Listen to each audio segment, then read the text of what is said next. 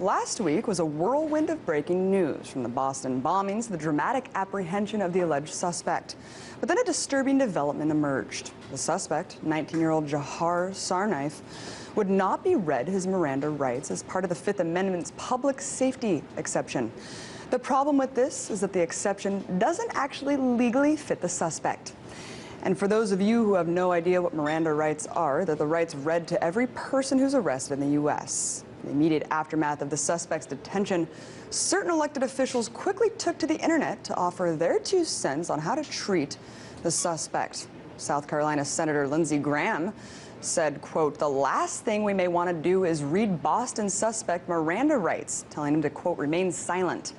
He then followed up by saying, "If captured, I hope administration will at least consider holding the Boston suspect as enemy combatant for intelligence gathering purposes." But some state representatives took the sentiment even further, calling to actually torture the suspect. New York State Senator Greg Ball wrote, "So, scumbag number 2 in custody. Who wouldn't want to use torture on this punk to save more lives?" I wouldn't, and no one else that actually respects the rule of law and the Constitution, because guess what?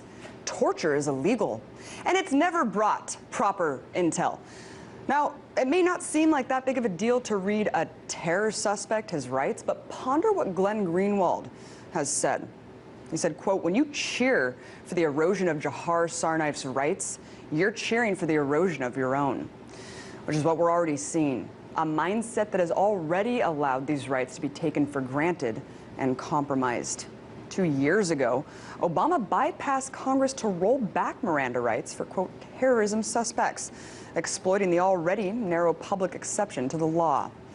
And in that instant, Obama basically eliminated the Fifth Amendment's guarantee that you won't incriminate yourself during interrogation without knowing your rights.